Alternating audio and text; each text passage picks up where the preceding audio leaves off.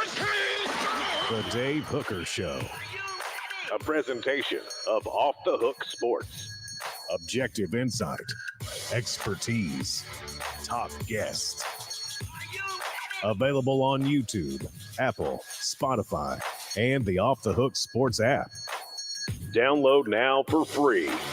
Also available on offthehooksports.com. I compute and obey. Now to Dave Hooker. Ready. Here we go.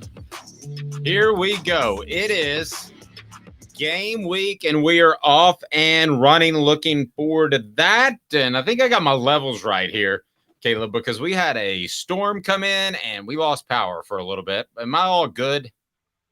You sound great. I mean, y'all been having storms like nobody's business out in East Tennessee. I swear, I don't know if you believe in global warming or not, or you believe that we caused it, or it's just natural, but the tornado alley has moved and it goes right through East Tennessee. We have a lot of them. Man, we've got a lot of show today. John Adams will join us a little bit later in the program. And you know, and I know that we all love visiting with John. What does Joe Milton have to do against Virginia to inspire confidence? Also, Tony Muskett will be Virginia's quarterback. I'll tell you a little bit more about him. Will Muskett backfire or shoot straight for the Cavs? And what do you think of when you think of UVA? Also, what Power 5 teams are actually worse than the University of Virginia? Tennessee releases their depth chart and 5 keys for the Vols against the University of Virginia. So got a lot going on. I would like to pass this along, as I believe we will discuss this in the depth chart as well. But I was told by a source within Tennessee's program that Elijah Simmons has a bit of an issue with a knee. Don't be surprised to see him miss some time. That's what I'm reporting right now. I have more confirmation on that, but I was told that literally minutes before we went on the air. So if that's the case, how significant of a loss would that be? Production-wise, I don't know, but I know he's the most talented defensive tackle that Tennessee has.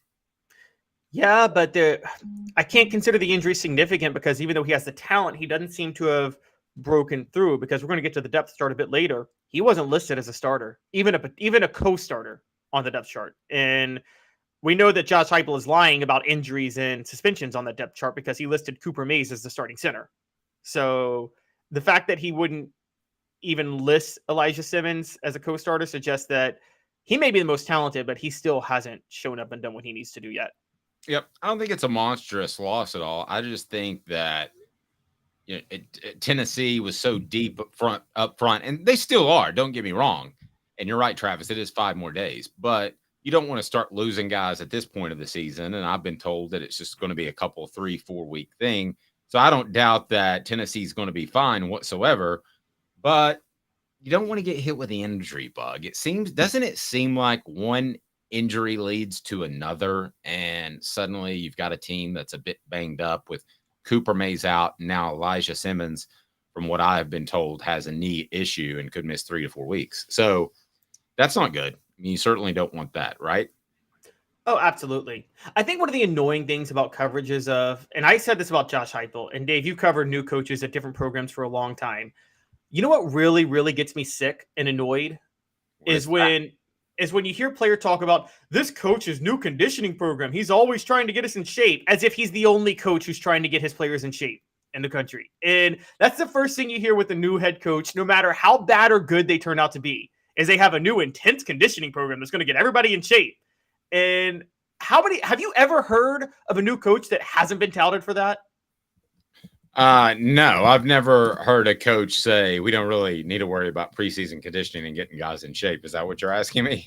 Yeah, but you notice they act like they're unique for prioritizing it, as if no other coach in football is prioritizing conditioning in the all season.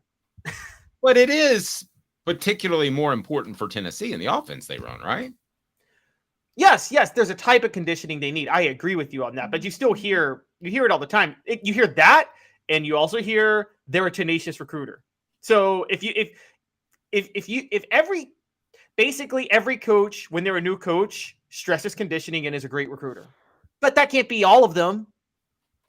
Yeah, I think this could be a significant blow for Tennessee if a couple of other guys go down, but I have no reason to believe that's the case. How many actual defensive players, edge rushers, let's include linebackers, do you feel good about heading into this season as we link up with John Adams here momentarily?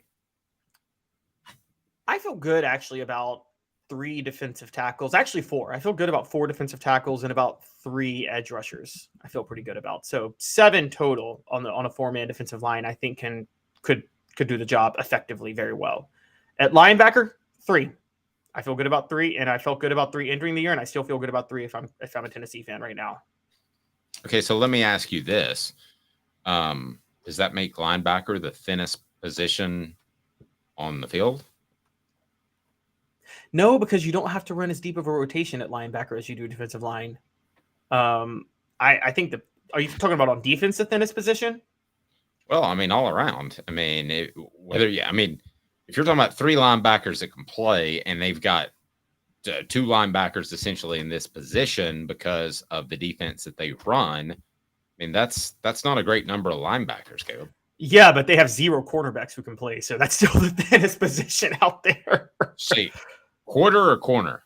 Corner. Okay. They have 0 cornerbacks who can play. So that's the thinnest position out there right now. They have the most bodies at cornerback, but none of them can play. Tennessee Junior saying he can be great. He just needs to buy in. I think Elijah Simmons is one of those guys. I also think that Addison Nichols is one of those guys, and he would be Tennessee's starting center if he was a little bit tougher. Speaking of tough, John Adams of the Knoxville News Sentinel joins us now, as he does each and every Tuesday. Hello, John. How are you? I'm doing well. How are you guys? Never better. How excited are you about the football season? It is actually here. The week 0 is like you order an appetizer at a restaurant and they bring you like 1 fry. Horrible. Never thought about that. I don't usually get appetizers. Yeah, I try to stay even keel through a football season or in just to my work in general. So I don't want to get overly excited for the opener. I know a lot of people will. It's a non-conference clash between a proud member of the ACC and Are there any proud members of the ACC? Are they like, oh yeah, we're bringing the ACC to you? Everybody in there is looking for an escape hatch. Every one of those teams. They can't get out of there fast enough.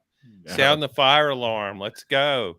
If they can. No, it's a storied conference, and looking forward to the game. Yeah, I am too. So it is in Nashville. We talked last week about neutral site games. It doesn't do a lot for me, but here we go. Let's start with Joe Milton. What does he have to do against the University of Virginia to inspire confidence for the remainder of the season? That is today's tough question, and it's brought to you by our friends at Zen Sports. Today's tough question. Take a side. Take a stand. The Dave Hooker Show, a presentation of offthehooksports.com. All righty, so here we go. You can name yardage. You can name completion percentage. You can name whatever you would like, but what would inspire confidence for Tennessee's fan base? Today's tough question brought to you by Zen Sports, the new sports book in Tennessee, revolutionizing the way you earn sports betting rewards. That means no more deposit bonuses that turn into deposit nightmares. On Zen Sports, what you see is what you get. With their cash rewards program, you get a lot of cash. For a welcome bonus, earn an unlimited 5% cash back on your betting volume for your first 15 days when you sign up with promo code HOOKED. That's HOOKED. That's right, unlimited 5% cash back. Keep betting, keep earning with up to 3% cash back on your betting volume every month after that, and refer friends to earn a percentage of their betting volume as cash rewards too. Zen Sports bringing the cash back to Tennessee. So if you bet big on sports, you want to be betting on Zen Sports. Zen Sports betting just got better. What should inspire confidence? What does it take for Joe Milton? Either team outcome, personal outcome. Let me start with you, John Adams. I think the stats will take care of themselves against Virginia. The stats will probably take care of everyone against Virginia. So I would just kind of be looking at what he does with accuracy. He's gotten knocked in the past for that. Decision making. And I wonder about how he will maneuver in the pocket. If Virginia can mount a pass rush, it does have an experienced front four, maybe the strongest area of its team. So if Joe Milton is pressured, how he handles that. Those are some of the things I'm looking for. And I think a lot of fans are too. I think the numbers will probably be pretty good, particularly if he handles those issues well. And they got some cornerback issues as well. So Caleb, what do you Caleb, what do you think Joe Milton needs to do on Saturday for Tennessee fans to say that's the guy? Forget about that Ole Miss blunder.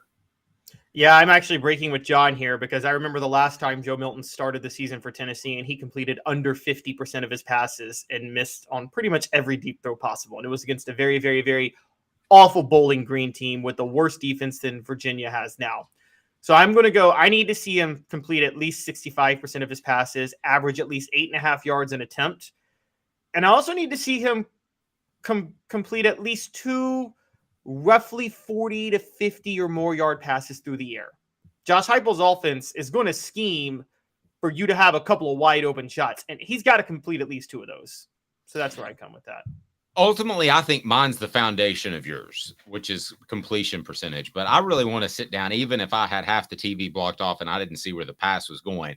I want to see his footwork and what he does in the pocket, because Hendon Hooker had so many great traits and did so many good things last year, John. I think we kind of forget about his pocket presence. He avoided sacks. He was kind of like a poor man's Bryce Young to some extent, and he got a lot done. Joe Milton has heavier feet. I know they've worked on his mechanics. If they do all of that, then I think the completion percentage will be there. By the way, on the message board, Travis says John is a cerebral assassin. Do you know what that means, John? It means I'm very bright and very vicious. Also, John Wick. Yeah. I really didn't think John Wick was that cerebral, but I didn't watch a full movie of his. No. just a bunch of guys killing other guys. Yeah, it's always the shot in the stomach, then shot in the head. That's how he kills people. Shoot them in the stomach to slow them down, then put a bullet in their head. Joe Milton's 300 plus yards, 3 TDs, running backs 150 plus divided by 3.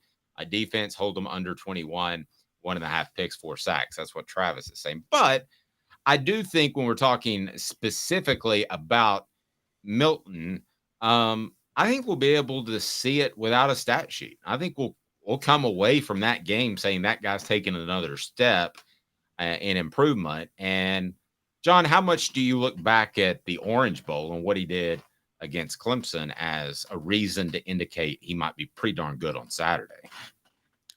Well, he was facing certainly a better defense against Clemson than he will against Virginia. He didn't make mistakes, hit some touchdown passes, hit a deep throw for a touchdown. He was under a lot of pressure in that game, his first start in a while, and I thought he handled it really well. I don't know if Virginia will test him that much, but I don't think you can just write that game off. I think it was a very significant game, albeit just one game. I think it was very significant how he handled things. Well, let me ask you this, because I agree with you, but Caleb's kind of on the other side of the fence. He said he's a bit unsure how much Clemson wanted to be there, Caleb. So, I mean, how much do you draw from the Orange Bowl? Well, me or John? Yes, Caleb. Sorry. Okay. I draw as much from the Orange Bowl as I would have drawn from Tebow's 316-yard playoff performance against Pittsburgh in 2011, which what I mean by that is when Tim Tebow threw for 316 yards, that was because Pittsburgh was daring him to throw deep, so they played just press man coverage the whole game and allowed for Demaryius Thomas to make so many plays. Joe Milton, Clemson, reset the clock on him, but they dared him to throw over the middle of the field. They left the middle of the field wide open all game. And, I mean, throws that we could have completed over the middle of the field in that game. Now, to Joe Milton's credit, he completed those, so that does reset the clock a little bit, but I can't read too much into it because I think Clemson was just testing him out to a certain degree. and not actually pulling out their full defensive scheme in that game. Yeah, I also think that maybe that. What were you gonna say, John? Well, so basically you're saying Clemson wasn't really trying that hard to win the game. It was just its goal was to give Joe Milton a test. I think they were experimenting defensively with things. And yes, they did want to, and then they did, and as part of that, willingly test Joe Milton because they weren't sure because of his accuracy issues before if he could throw over the middle of the field. The same way Pittsburgh in 2011, that's why I brought it up, wasn't sure that Tim Tebow could beat them from the pocket, so they just played press man coverage all day. And then New England next week was like, okay, we'll play more complex cover 2 defenses, and Tim Tebow completely melted down in that playoff game a week later. On the flip side, there's a guy with a pretty cool last name, and we're going to talk Virginia here for a second to get you prepped for the game. Be sure and hit that like and subscribe button. Fill in your comments, as I know you've been waiting for quite some time to hear about Tony Muskett. Tony Muskett. That's right. It's a great name. Would you rather have the last name Muskett or Hooker? We'll get to that. First, Jacob Warren, what should people do that are watching right now? What's up, everybody? This is Jacob Warren asking you to like, subscribe, and share. Dave needs this. All right. Will Tony Muskett backfire or shoot straight for UVA? I want to start with you, John. And I did a little research on him last night. He was very good at Monmouth, which is Division II, or if we want to call it FCS, we can, whatever. But isn't it all FCS now? But anyway, it's Division II. He was one of the top players in Division II, and he moved up to Virginia. But, John, why did he move up to Virginia? Why was there a spot there for him? Well, Virginia's quarterback transferred to North Carolina State. I think his goal was, his thinking was, I got to get out of here. It's a bad team. We don't play very good defense. We play better defense, though, than offense, and I don't have a lot of help. And I think Tony Muskett might be looking for some of his old offensive buddies back at Monmouth at times, kind of against Tennessee. I don't think he has a lot of help. This is a really, really bad offensive team. It was horrible last year, and I don't see where it's going to be that much better. Caleb, what do you think of Tony Muskett? Tennessee has given up yards, but we've all talked about how they should be better, especially up front. Maybe a secondary will come together. I don't really know. I want to see it before I say it. What do you think of Tony Muskett going against the Vols? He was a heck of a player at Monmouth. Yeah, I don't see much from Tony Muskett. If you know, Virginia's quarterback last year put up terrible numbers, and I'm with John. I think it had a lot to do with just the team surrounding him and the system. The Tony Muskett move seems like a desperation move. To be fair, there is a difference between FCS and Division II, and he was in FCS, so we do have to be fair on that. But yeah, I think where it's really going to stand out is I don't know how Tony Muskett's going to be able to handle Tennessee's pass rush. This is going to be the first pass rush of this caliber that he's ever seen. So I have no faith in him in this one. Now, let's look at the other side of it. He is a guy that had great success. He was named all-conference at one point. He is a guy that has played really well at Monmouth. I know I was kind of joking around about him, but he has played really well at Monmouth. This is a transfer-laden Virginia team. I think the question is, Tony Elliott, the head coach, is he ready to take in transfers and make them immediately fit in? Sometimes we just say naturally that a guy transfers, he's going to be great, but I don't think it's that easy. I really don't. And I think you're seeing it with Dante Thornton, who I don't believe is going to be a bigger impact player than Squirrel White. And they're not all going to pan out. Joe Milton at one point didn't pan out. That's my bigger question is with the transfers they have, is Tony Elliott an astute enough coach to be able to handle that, John? And he may have turned down the Tennessee job. He says he did, but I'm not so sure that he's ready to overhaul a roster year in and year out. That sounds like a difficult challenge. I think a lot of transfers who do well at a lower level, be it the group of five or FCS, a lot of them who have been productive at that level want to prove themselves in the SEC or in a Power 5 conference. So sometimes those guys, you can really win a lot with those kind of guys. But why in the world would somebody like that want to transfer Virginia? Because are you really going to play that better caliber of football at Virginia? You're going to be practicing against really good players? I don't think so. Just because you get a transfer doesn't mean he's a good transfer. Tony Muskett, no one has compared him that I know of to Caleb Williams, another transfer who went from Oklahoma to Southern Cal. We know how that played out. John, cooler last name, Muskett or Hooker? Ooh. Maybe Hooker, right, Caleb? I don't know, but here's the problem with Hooker. You have to be careful how you use it. What does that mean? You don't use credit cards or checks? So as opposed Traceable? with Muskett, you can do silly things like Muskett misfires, Muskett backfires, Muskett gets wet, can't shoot then. Yeah. John, you recall back in the day, what's it like to load up a musket? Dave, when I was a young man, I hate to say this, but we couldn't afford muskets. No, I kind of went full Indian back when I was a kid, and I had a bow and arrow and a Tommy Hawk that I practiced throwing at the garage door. Yeah. That's kind of how I rolled back then. And everyone, I know that. Go ahead, Caleb. I know all of the South will turn against me on this, but no gun has ever brought me pleasure. I'm not so sure I can say the same. I can't say the same thing about a hooker. Caleb, you laughed a little too much on that one. I think made me a bit. I don't know. And the NRA will find where you live. So yeah. All right. So Tony Muskett goes out there and he turns in what type of performance? John, let me start with you.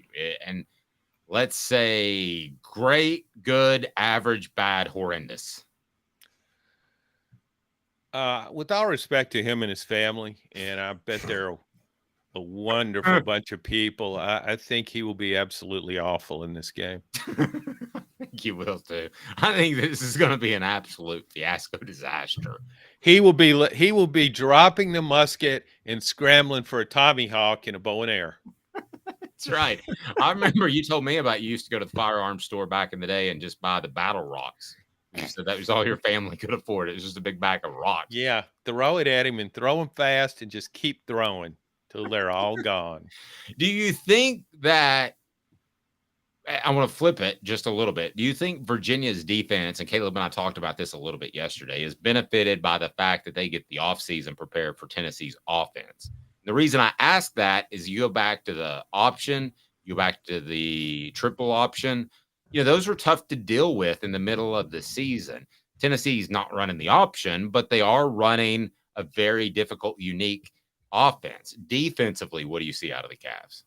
Well, remember when Tennessee had an entire off season to prepare for Georgia Tech's triple option, which I think netted 3,000 yards in a losing cause? I don't think was that the trash can game? It very much was, yes. And a certain coach should have been placed in it. I won't mention any names. But I think this is a different type offense. I don't really think you can prepare for it. I mean, you can see what Tennessee does, but it's the speed at which you have to play, and you just can't duplicate that in practice. So I think that will be Virginia. It doesn't matter. You could have given Virginia 3 years to prepare for this offense, and it would still be in trouble on Saturday, I think. So do you think Tony Elliott comes into this game and he's more concerned about Tennessee's offense or what Muskett's going to do? I think he's probably more concerned about his job. Ouch. Do you think Danny White might hire him? Well, if they have an administrative post open, that's possible. I can't read Danny's mind, but Bud Ford over there, he's not doing anything. Who? They got Bud Ford over there. He's not doing anything. They could take his job. I think Muskett will be below average. I'm not going to say absolutely horrible, but Caleb, what would you say? I'm actually going to go absolutely horrible. I'm with John. And I mean, mainly because you pulled up some of his stats. I know he had over 200 yards rushing last year, but he's not that good of a runner. No, he's not. No. And so what is he going to do when Tim Banks dials up these blitz packages that he likes to dial up throughout the game? I mean, Tony Muskett is not going to have any chance. I mean, I would be able to, I've never touched a gun, and I'd be able to reload a musket before he gets rid of the ball. He needs to be running for that rock pile and start chucking those things. You know what I think of? It's weird how this popped into my head. Remember last year when Will Levis was injured for Kentucky and they brought in the backup? From September to November. He was dealing with some issues, Dave. I mean, anybody can break He's playing down. the preseason like he's still injured, by the way. I'm sorry. I just got an email. You got Caleb, who's a big Titans fan, so you just touched a nerve. Well, I just got an email about how I can interview him about how he's preparing for the NFL. No thanks on that one.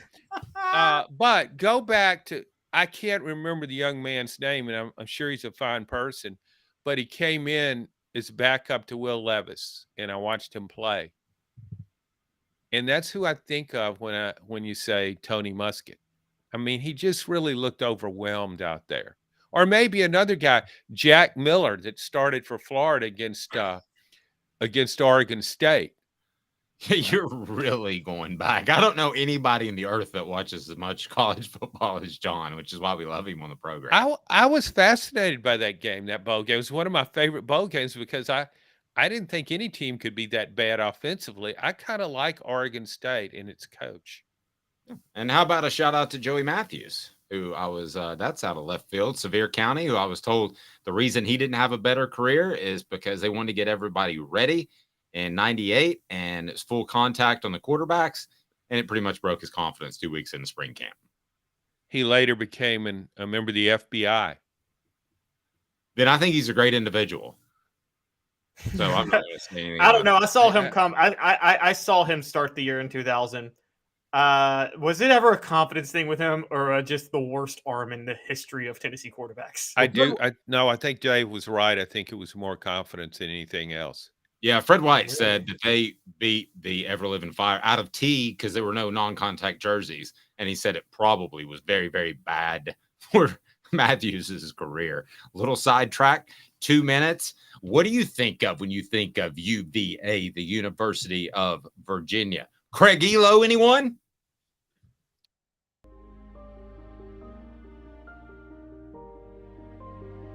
Our family has been creating one-of-a-kind pieces of jewelry in West Knoxville since 1986. Each piece is a combination of unique processes that bring your idea to life. Every day in our shop, a truly special item with a story all its own is being manufactured in our facility, bringing the history and family sentiment into a whole new generation of life. We are grateful that you chose us to be Knoxville's best jeweler, a title that we value and respect. Because to me, being a jeweler and owning a jewelry store are not the same thing. I'm Rick Terry. I'm a jeweler, and we want to be your jeweler. Kingston Pike and Campbell Station Road in the heart of Farragut, and downtown on Gay Street right next to the Tennessee Theater. Hi, Mike Davis here with City Heating and Air, reminding you to always dare to compare. Our team provides quality local heating and air service, installation, and maintenance across East Tennessee. We use only the best equipment like American Standard heating and air conditioning for your residential, new construction, or commercial needs. Honesty, dependability, and customer satisfaction have been the cornerstones of our business since 1961. City Heat and Air. Dare to compare. These mountains hold and defend a spirit far better than moonshine. A drink that holds flavor that becomes necessity. A hard cider made and relished by folk who are as hearty as they are legend. A refreshment that can only be found in one place. With a taste that makes you say, give me 3 bottles of the good stuff. Tennessee Cider Company, where necessity can be found.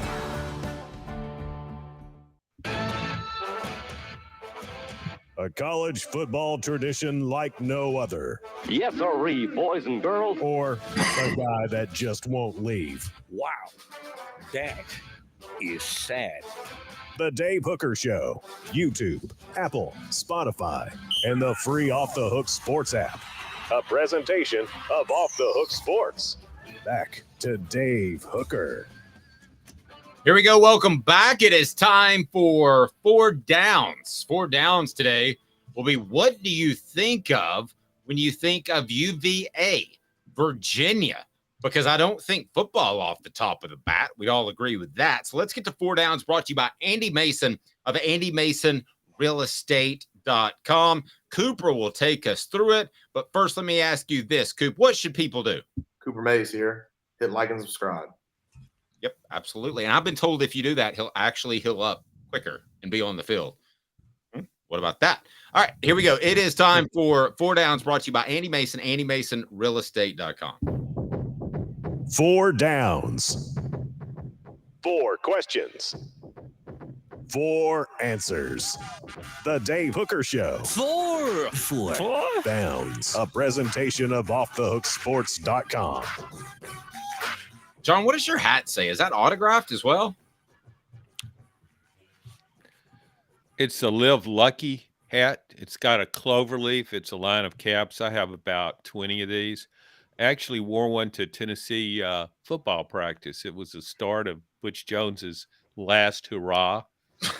So it's a Live Stupid cap. He happened to see the Live Lucky on the side of my cap and opined, I need that cap. Yes, he did, and he didn't get it in time. Yeah, and you two traded, and you walked out with a dunce cap. So what do you think of when you think of the University of Virginia? What down, Coop? Coop here. First down. All right, let me start with the one, the only master historian. It is Caleb. Caleb, when you think of the University of Virginia, what do you think of? Well, full disclosure, my little brother is a PhD student at UVA right now studying 19th century United States history.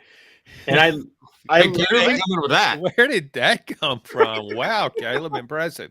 I am a history major myself. So I think of their great academic program in the great academic department and its wonderful founder who had a totally consensual relationship with his slave, who was obviously in a position to say no. Sorry. Yes. It was a very close bonding relationship with his slaves. It wasn't just a one-night fling. How about the next down, Coop? Where are we? Cooper Mays here. Second down. Me. I think of Craig Elo and Larry Nance because Brian Doherty, because I think Cavs, and I'd immediately go back because that's when I watch a lot of NBA. I think of the Cleveland Cavaliers. If they weren't playing Tennessee, I don't know that I would know one single person on their team. Does that make me stupid, John, or does that make me a guy that knows how to best spend his time? Tell me, Dave, did Craig Elo, it took me about 3 or 4 minutes to figure out why you brought up Craig Elo. Did Michael Jordan hit that clutch shot over Craig Elo? Yes. Oh, okay. Yeah, he was a Cav. He was a Cav. And as Michael Jordan said, was the stupidest decision to put Elo on him because he said Harper actually guarded me better that game. Way to rub some salt in the wounds, MJ. Yeah, Thank you. Craig Elo is shaking. He's like got a little twitch. All right, which down now? Cooper, are we on 4th down now, guys? Third? Tennessee center Cooper Mays here. 3rd down. John, what do you think of when you think of the University of Virginia? Well, I'll follow Caleb's lead there, and I will go with Tommy Jefferson. We kind of hung out. I don't mean to name drop, but we kind of hung out back in the day when I was a youngster. Loading muskets, shooting bow and arrows, throwing rocks at passersby. We'd climb up my treehouse and throw rocks at people walking by. Tommy Jefferson, yeah. For the record, Monticello is absolutely gorgeous. Isn't that where Thomas Jefferson? That's his home, right? Yeah. I've toured it. When I knew him, he didn't live there, Dave. 4th down. Here we go. Cooper Mays. Second down. Oh, that was second. Go ahead and say what you were going to say since I played the wrong sounder. We also forgot about the one a very inspiring figure in Tennessee history. A legendary Tennessee football head coach graduated from the University of Virginia. Anybody know who I'm talking about? Who? Derek Dooley. He graduated from UVA. Yeah. Yeah, tight end for UVA. I intentionally didn't bring him up, but that's fine that you did. Yeah, he was a tight end. That kind of told you something about Virginia's recruiting back in the day. Derek Dooley was a tight end, wasn't he? Or was he a wide receiver? He was hybrid. He was a wide receiver. Why did I think he was a tight end? Because he looked too slow to be He a played wide Tennessee. receiver? He went against Tennessee when he was on Virginia in the 1990 Sugar Bowl. Yeah, I covered that game. It was a close game, too. And nobody cares about that game. Or about Derek Dooley. So no, they don't. But that's what the next question's about. All SEC center Cooper Mays here. 4th down. That's 4th down. So would Virginia be better off with Derek Dooley than Tony Elliott?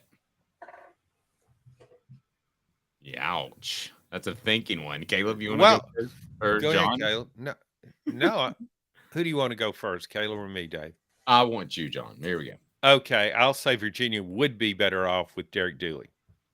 Golly, they would, I think, Caleb. I think they would too.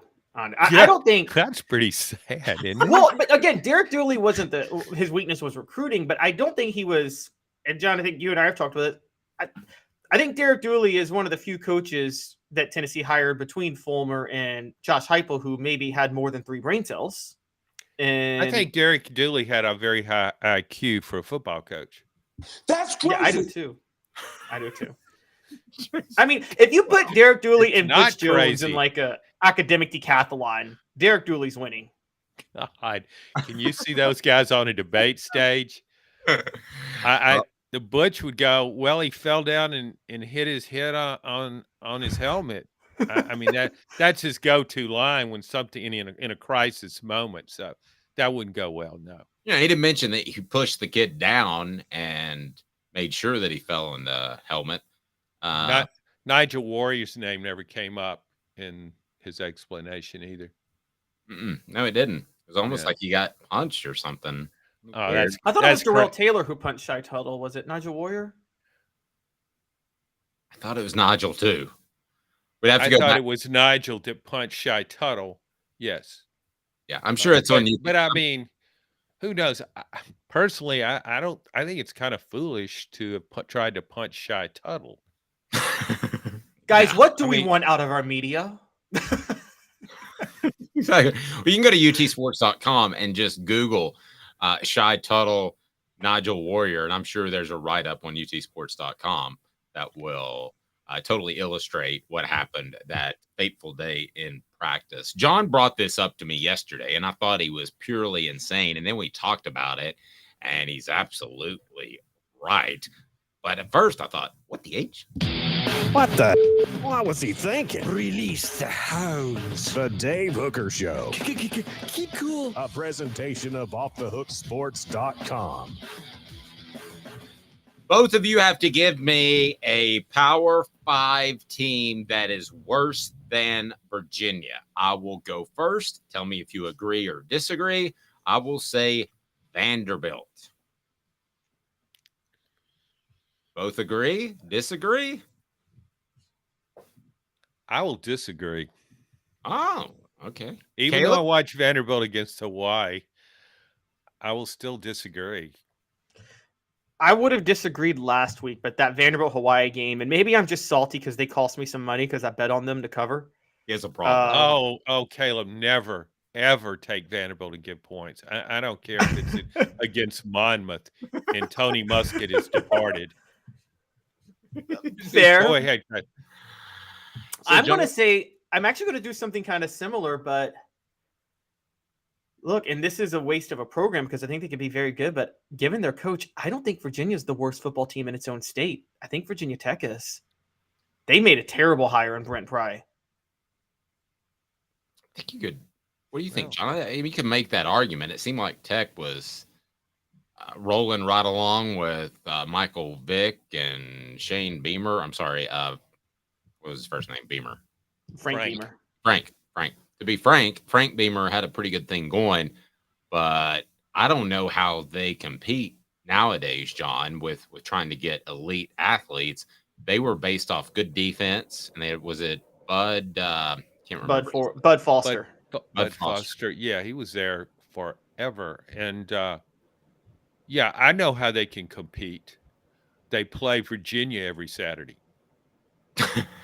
So yeah, it's just a season long of Virginia. 12 non-conference games. Look, if Virginia Tech were in the SEC, given their fan base, I actually think they could have a nice infrastructure to recruit to a certain degree because they have like an SEC culture, I feel like, at Virginia Tech. But look, Justin Fuente just wrecked that program. Again, ask every Virginia Tech fan about Hendon Hooker. Rocky Top Tom says UVA equals sissies with bow ties and salmon pink breeches. No, that was the official color. They also demand that you some salmon pants. Yeah, at least somebody called them salmon. I didn't think they were salmon. UVA also demands, by the way, that you refer to the campus as the grounds, not as campus. They say it's the grounds. I'm dead serious. Oh, so I've got it. Tony Muskett just hit the grounds in Nashville. Yeah. Repeatedly. Tony Muskett can't get up off the grounds in Nashville. It would be. I would personally pledge $250 for Bob Kessling to use that one time in Saturday's game. Here's another one that they're paying their coach like $8.5 million. How about Stanford? John, we talked about that last night. You know, I guess Stanford just wasn't on my radar. I always thought it was about 8-4, had 3 future NFL tight ends, and David Shaw was on the sidelines. And at some point when I wasn't looking, that just went away, and now it's kind of a mess there. It was picked to be last in the last season of the Pac-12, but let's not downgrade Virginia too much, or I should say upgrade it too much, because Virginia, every preseason poll I saw in the ACC with respect to Virginia Tech had Virginia last. Maybe I didn't look at enough polls, and it was last year. And but it's got a quarterback from Monmouth now, so things will probably work out. Raleigh said Northwestern is worse. You actually said that last night when we were talking. Ollie Lane will get Dave, excuse me. You said Northwestern was worse. You said it. Wait, if y'all didn't believe you said it, and I agreed with you. But then when I thought about it a little longer, I think Northwestern will be motivated with all the off-season stuff. And I'm sorry, but I can't. I think that you say Northwestern, I kind of laugh. I can't help it. But if Dave wasn't a Cowboy fan, we would have it. Couldn't we say Colorado? Because why are we believing in Deion Sanders? He's proven nothing yet, and they were 1-11 last year. Rhyme time. That's a pretty. You know, a Cowboy fan too? No, but he has got you. That's a really good point. Yeah.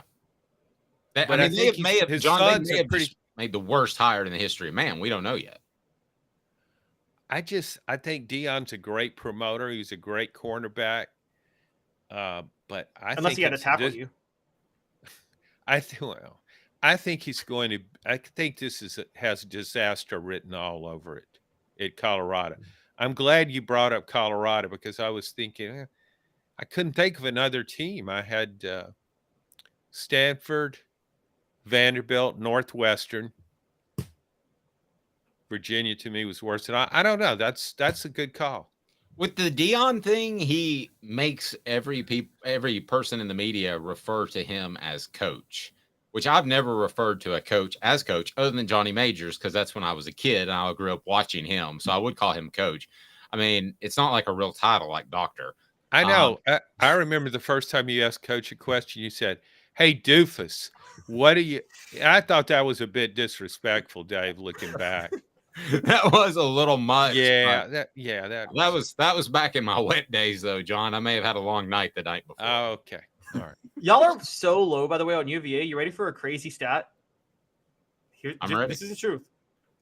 Of every program in college athletics, not in the SEC or Big Ten, or not going to be in the SEC or Big Ten, Virginia is the highest revenue athletic department by far, even more than Florida State right now. Is that Craig Elo giving back? It's the basketball program does have a loyal following, and they are, according to USA Today's NCAA finances and revenue expenses by school that comes out every year. This past summer, Virginia was 14th in the nation in overall revenue. Does anybody actually know where Craig Elo went to school, for the record? His nickname was Eggs and Mr. Everything. I'll say Illinois State. I have no idea. No, maybe a Pac-12 school. He was kind of like didn't he have like kind of a surfer look to him, or wow, John nailed it. Look at Thank you. Washington State. Wait. I didn't know this. Wait. Washington. Did he play for Washington? Washington State. Okay. Pretty good. But he went the Odessa College route first, so he had a little musket in him. So, whatever happened to Ralph Sampson? I watched him covered him in a Final Four. 7'4", could handle the ball pretty well. Yeah, he was great. He had a bad accident with a musket. No, seriously, Dave. No, he was very good. I think he's didn't Houston draft him the year before Hakeem Olajuwon? And there was like, we're going to have the Twin Towers, and that's going to be better than anything Michael Jordan does with the Bulls. And didn't happen. Sampson had injury issues like the last half of his career. He's kind of like a Bill Walton type. Well, he was 7'4", and I think that lends itself to injuries. You can hit your head on going through a door. You can hit your head on the ceiling. Before I let you go, did you see the Gator Kings thing? Have you watched any of that? The Swamp Kings. No, I dumped Netflix. Well, it's horrible, and I'll just leave it at that. It's a puff piece for Urban Meyer, and you can get 5 minutes in and figure it out. It's like watching an OJ documentary when they talk about him being a great football player and like nothing else happened after he retired. But I think Urban Meyer's he's one of my all-time greatest coaches, and Tim Tebow one of my all-time greatest quarterbacks. So I probably would have handled a puff piece really well. I'm not watching Netflix though.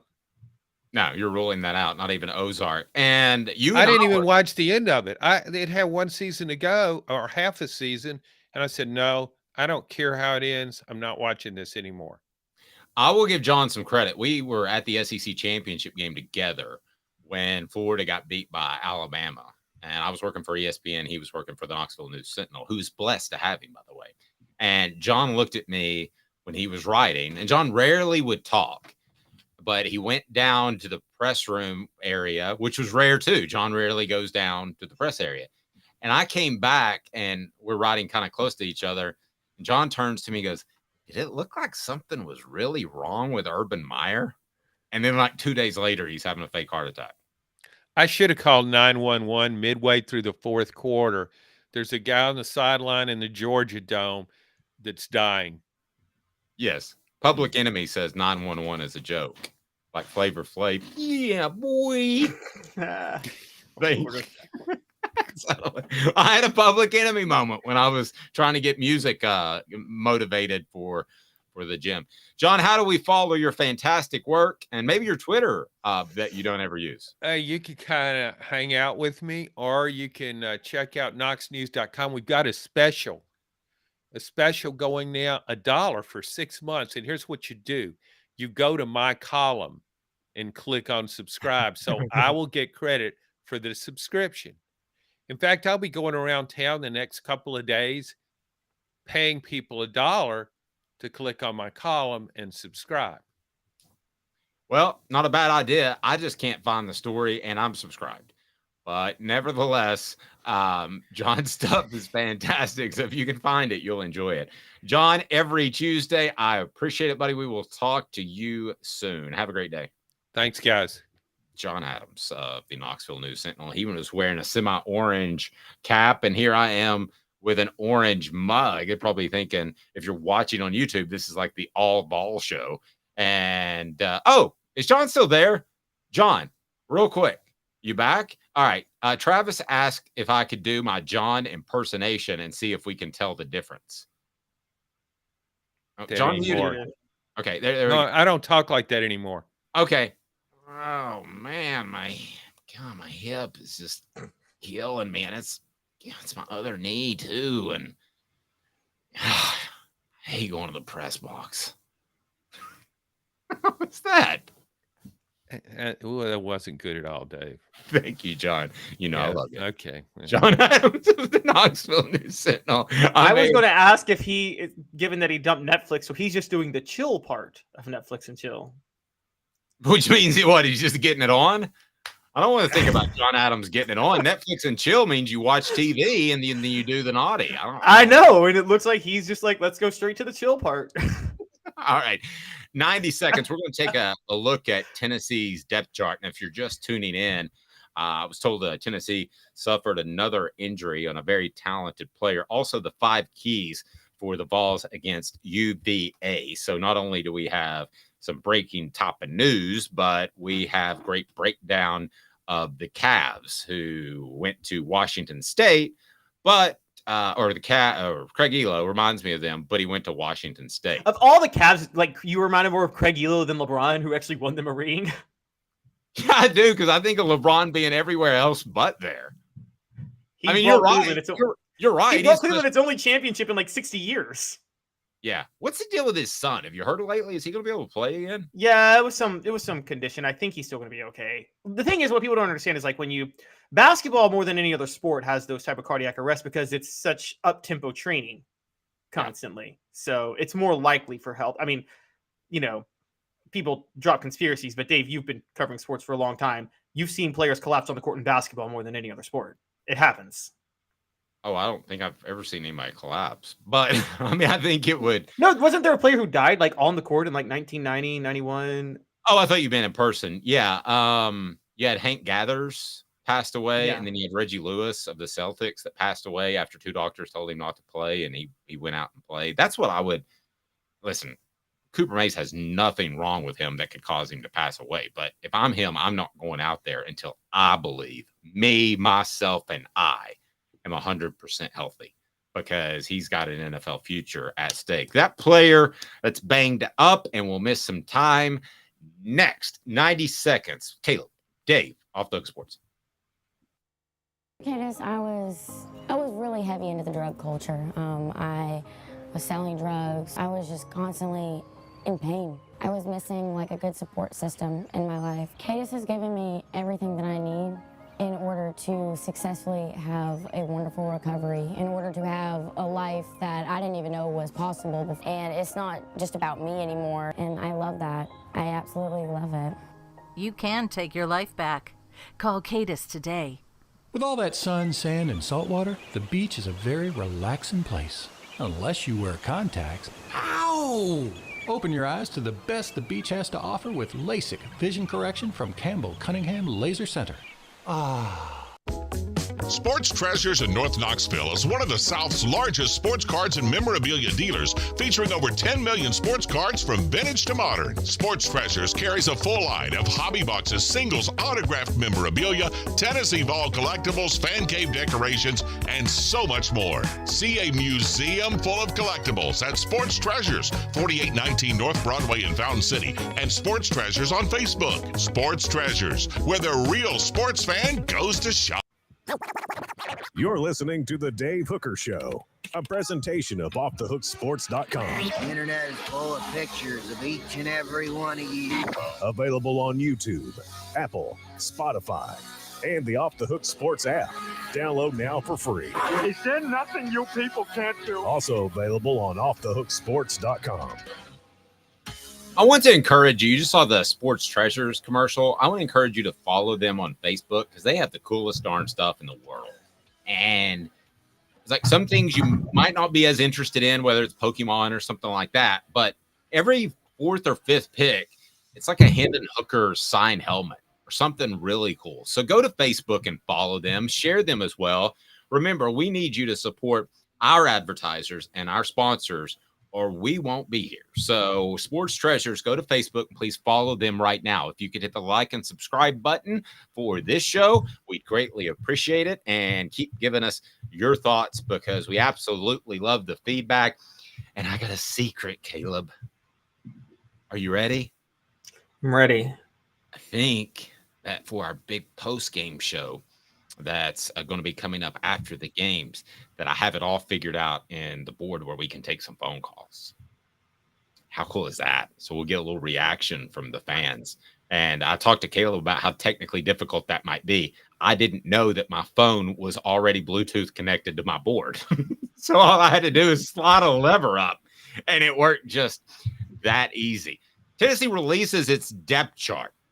What are your initial reactions to what you saw on the depth chart, which nowadays doesn't mean an awful lot? Josh Heupel, you said line earlier. I don't want to go that far, but I will say this. He takes great pride in misleading the media.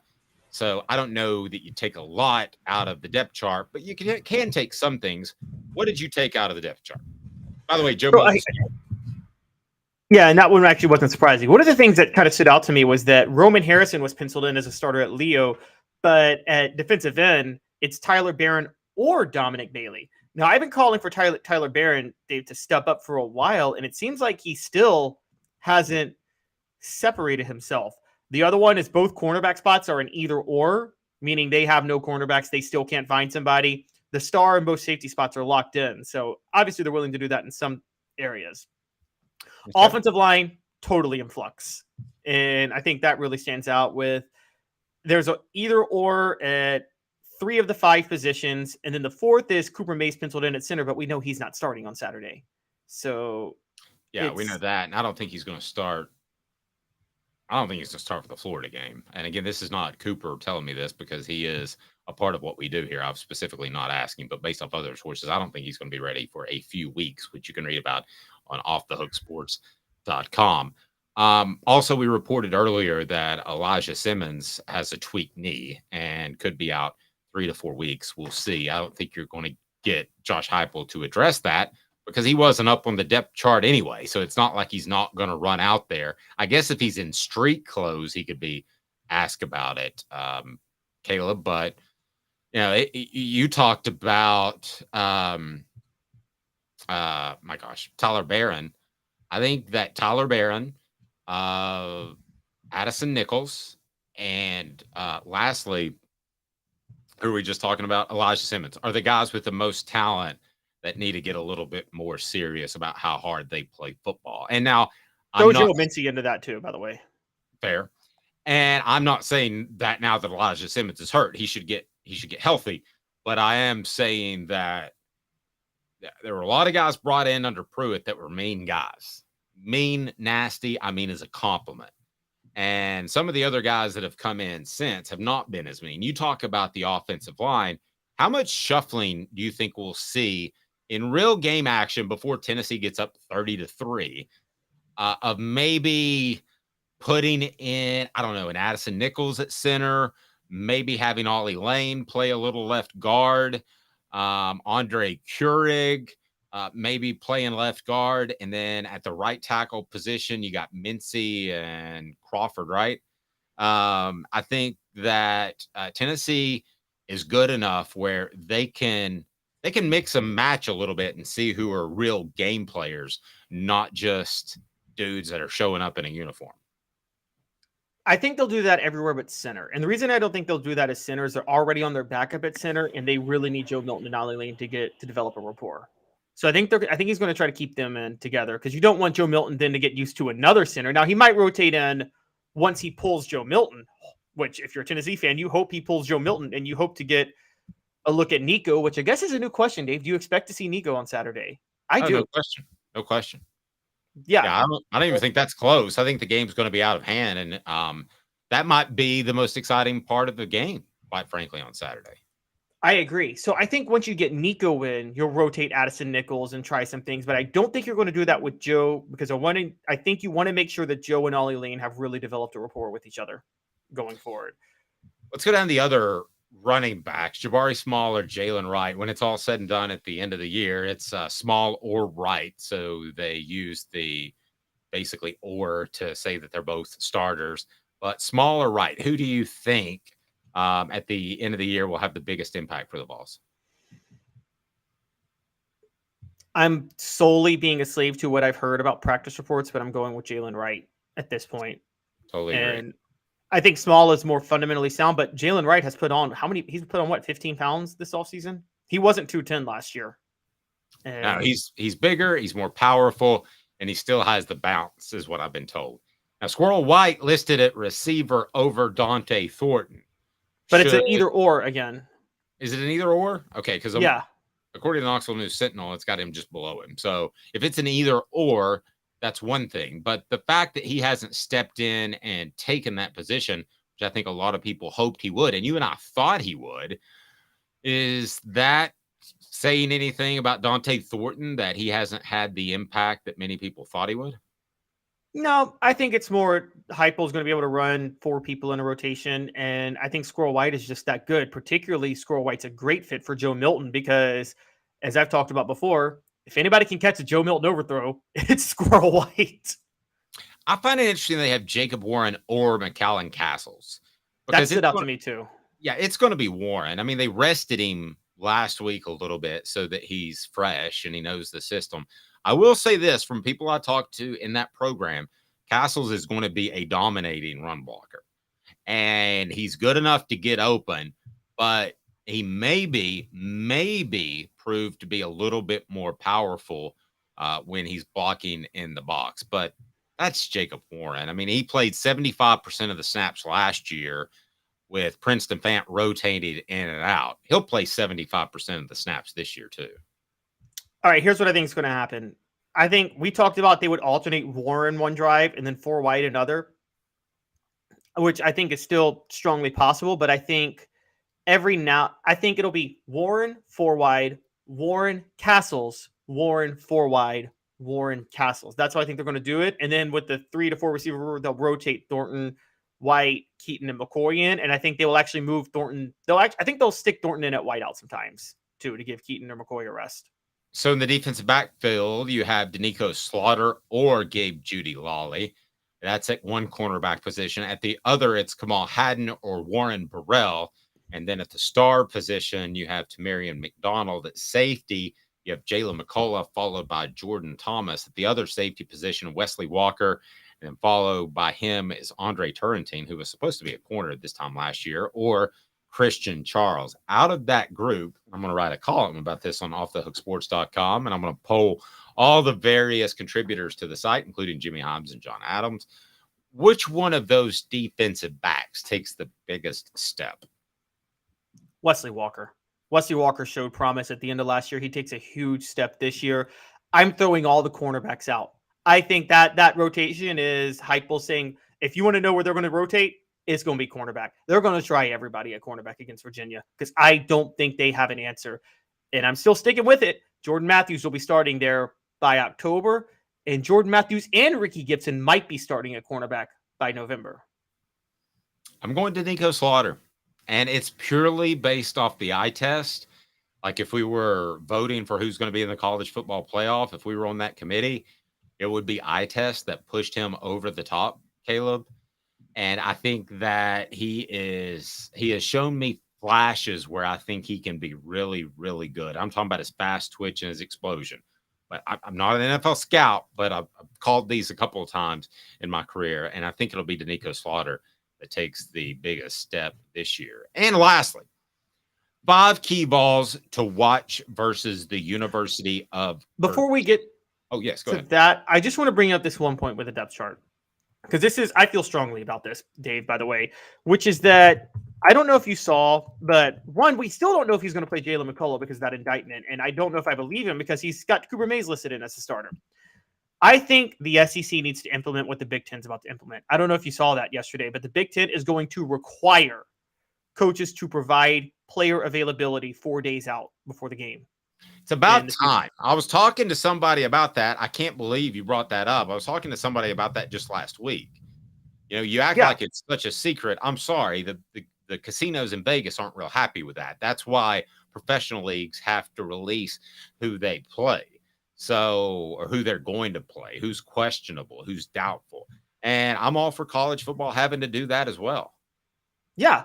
And this is another instance. I mean, I'm sorry, but the SEC is a better product, but the Big Ten has been better run for years. The Big Ten started instant replay before the SEC did. They started their own network before the SEC did. Now they're requiring player availability before the SEC did. And I'm like, when is the SEC going to get ahead? Yeah, the Big Ten is genius with this. And by the way, the markets and the fans, everybody's going to love this. It is fan friendly to demand player availability the week of a game. And I get coaches like gamesmanship.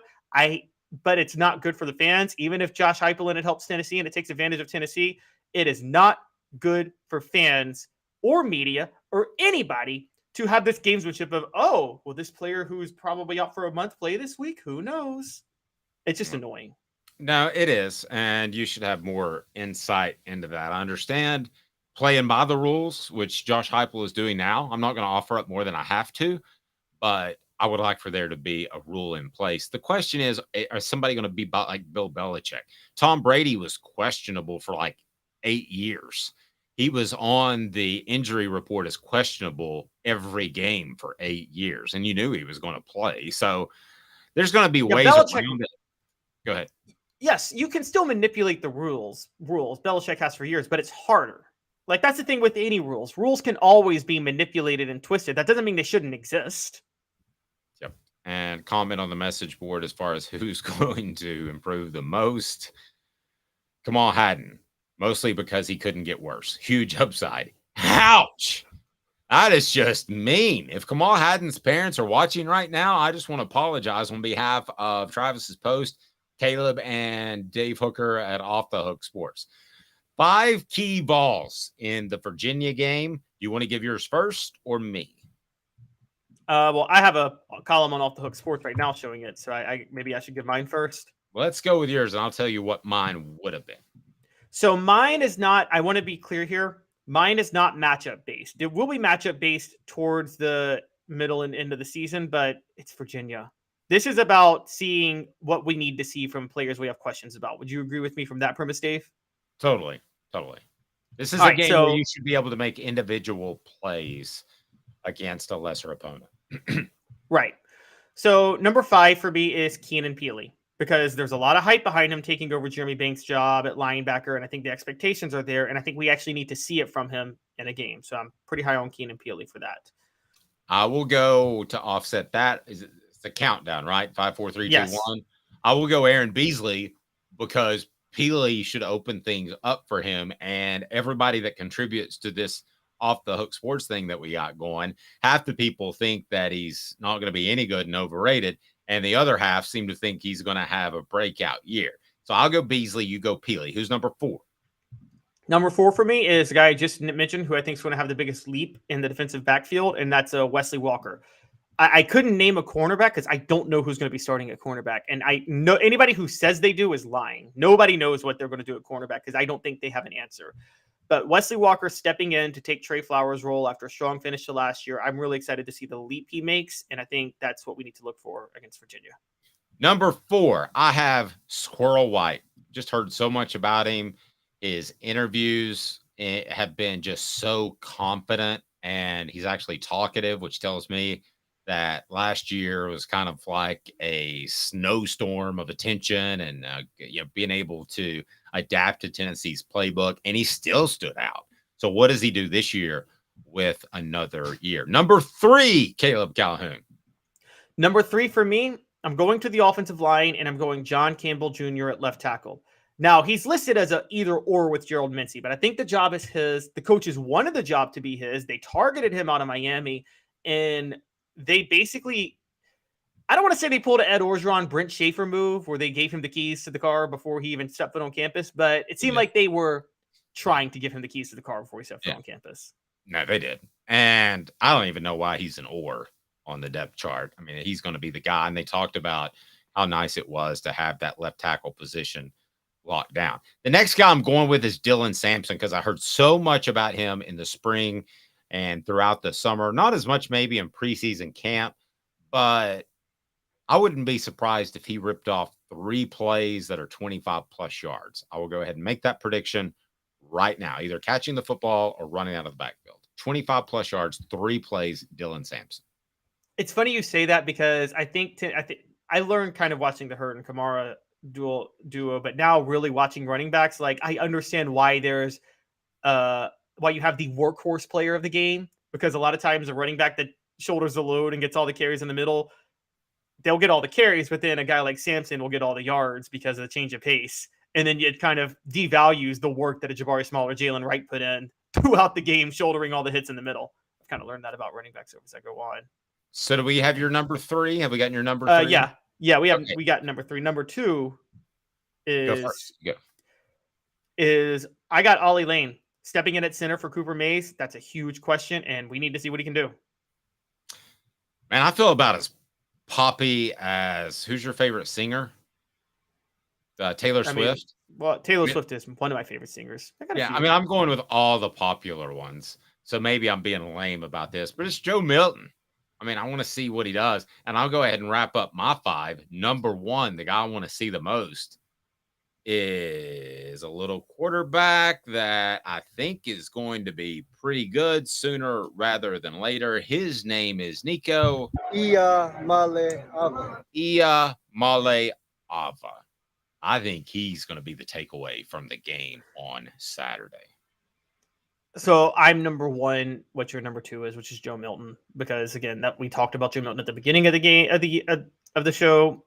I'm still, again, I am not convinced from the Orange Bowl. And by the way, there were a lot of throws that Joe Milton missed in that Orange Bowl and a lot of drives that stalled. Go back and watch that game. So I think the system is going to allow him to be productive, but I still am not a full-on believer, even though I think he's going to start the full year. Yeah, I just want to see Nico whip it. I want to see how comfortable he is in the pocket. It's going to be garbage time, so we're not going to be able to make a true assessment of it. But I want to see how comfortable he is. I hear about his maturity, and he's like, when he came to Tennessee, he was 17 going on 28. I've heard so much of that. I've heard how he's approachable. He's bonded with his teammates. I have not heard one bad thing, and I would tell you if I did. I have not heard one bad thing on or off the record about Nico. I haven't heard one bad thing about Joe Milton either. So those are why those are my top 2. Real honest question, Dave, about this coaching staff, because I covered the Butch Jones years, and I don't think I've ever been lied to more by a staff than Butch Jones on players that they were high on that never saw the field in a season. Do you get that vibe from this coaching staff, or do you think they're a little more honest with you if someone's not producing or not when they leak stuff to the media? I think the people that I'm talking to are being pretty forthright. I think when Josh Heupel goes out there and talks about Joe Milton, and he does, and doesn't bring up Nico a lot unless he's asked, and then he gives a bland answer, I think that's to pump Joe up and make sure that Joe knows that he's not going to have any sort of issue losing his job if he has one bad game. So I base it off 2 things. I base it off what I'm told and confidence, and I'm basing it off. I think Josh Heupel's a gutsy dude, a really gutsy dude. And I think if Joe Milton had an awful offseason and Nico had a great offseason, I think he'd pull the trigger. I do. At some point in the summer, I think he would have pulled the trigger. I don't think he's scared to do that, but I don't think he needs to do that because Joe's been that good. At the end of the day, I think we'll talk about Nico being better than Milton. Okay, 5 years from now, as a whole career. But who's the most ready to play on Saturday against Virginia, then Austin Peay, then at Florida? There's no question in my mind it's Joe Milton. But you've covered staffs, haven't you, where they blatantly feed you lies and misleading information, and then it totally throws you off guard when you watch the season, and you're like, that's not what they were feeding us in the offseason? Oh, yeah. There will be a dude.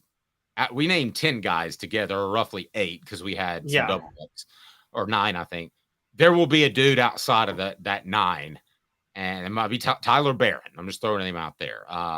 It might be that guy that will have a big game that hasn't been asked about. But Josh Heupel's not going to go to that podium and say, man, I can't tell you how great Tyler Barron is. There's no reason to do that unless you ask about him. And he only talks to the media for roughly 11 minutes and 28 seconds. Well, I was saying the reverse. I was talking about where the coaching staff props up a player that turns out to be complete garbage during the year. Or doesn't even see the field, where they lie to you, and they lie. Like Butch Jones did this to us all the time. He would pretend that he would feed narratives that this player was really standing out in spring and fall camp, and then never see the field in the fall. Never see the field once. Well, fair question here. Rocky Top Tom says, do you really, though, Dave? He showed some loyalty, talking about Heupel to a fault with Joe before. Remember what we all talked about last week with Hendon Hooker and Joe before last year. The difference is, and Caleb's brought it up, Hooker was not Heupel's guy. He was not brought in by Heupel. And I think that Joe Milton is like the shiny sports car because he can do everything and he can throw it a million miles. But I think Nico is every bit as talented. He just happens to be about 30 pounds lighter. So, yes, I do. I think they're both his guys that he brought in. And I think if somewhere along the lines, I mean, there's a reason that the indoor workout facility, Caleb, is right next to the coach's office. Coaches aren't really allowed to be there in the summer workouts, but all you got to do is step outside your office and you can watch. So I think if he saw Nico outperforming Joe, I do think he would pull the trigger. But I think we're beyond that, right? We're beyond that, though, right? We're not talking about that happening against Virginia. Right, exactly. And let's be fair. And my older brother brought this up to me, so I'm going to give him a shout out on the show. But yes, I still criticize Josh Heupel for making that decision to start Joe. Yes, I think it was because Joe was his guy and he looked past Hooker outperforming him. However, I know too many coaches that would have had the arrogance to stick with Joe throughout the year, even when Hooker was clearly better. Heupel was willing to make that switch to Hooker like that. I mean, Hooker took the job and didn't lose it. How many coaches do you know, Dave, that would have so badly wanted their guy to stay the starter and would have kept him on the field, even if Hooker was clearly better? Now, let me ask you this. Could we have a Jalen Hurd, Alvin Kamara situation? We all knew that Alvin Kamara was better, but Jalen Hurd got paid. And he just did. I can tell you that through recruiting circles. And when you pay a player, he has leverage over you. That's why it was really stupid to pay players back in the day. But it wasn't pragmatic because they can say, I can go to the media and tell everybody you gave me money, and they're going to let me go somewhere and play immediately, and you're going to get in trouble. I believe Jalen Hurd got paid, and I believe his family was willing to go to the media and say that. And that's why Alvin Kamara got 25% of the snaps instead of 75%, which he should have. And they publicly trashed Alvin Kamara too all the time. Funny enough, his mom would. Jalen Hurd's mom would. It was kind of a weird situation altogether. I don't think so because I totally put that on Butch Jones. You know, Butch Jones was totally willing to kowtow and you talked about it, just to sell things for recruiting. And look, Lane Kiffin did that too. So I'm not going to let, Lane Kiffin sat there and brought in a class that you bring out all the time, had more criminals than all SEC players. More felons than all SEC players. Yes. And he did it because he wanted to sell things for recruiting. That was why I will never forget there were times on the goal line he brought in Bryce Brown instead of Montario Hardesty when Brown still did not have the proper vision on things. He was trying his best to sell that class. And I mean, he did it at the expense of Tennessee in that 2009 season. Let me ask you this, because a lot of times position battles are closer than we really think. And it seems like an obvious answer to go with guy A, and then he gets more experience. And what happens, Caleb? He gets significantly better than guy B, right? I mean, that's just natural because of the experience. But if it were 45% that they like Joe over Nico, would the NIL money factor in? Do you get a phone call from Walmart because he showed up on my Instagram feed as shopping at Walmart? I don't know if that was the actual sponsor or the item he was sponsoring, but you're talking about what, $8 million? If you get that call and you're close, does it affect who you play? I know this is crazy talk, but you got not only if Joe doesn't perform the way he should or if he performs questionably. I think everybody who called that NIL money together for Nico, I think at this point it's an open secret at Knoxville that Tennessee expects to start Joe for the year. So I think most of the NIL investors are accepting that. They just demand that Nico start next year. Yeah. They're not going to go get Joey Matthews to step in there. He's Caleb Calhoun. I'm Dave Hooker. We are with you weekdays at 10 a.m. Hit the like and subscribe button. Tell a friend. We greatly appreciate those that are on the message board each and every day. And before long, we're going to be able to take some phone calls. We're looking forward to that. He's Caleb Calhoun. I'm Dave Hooker. This has been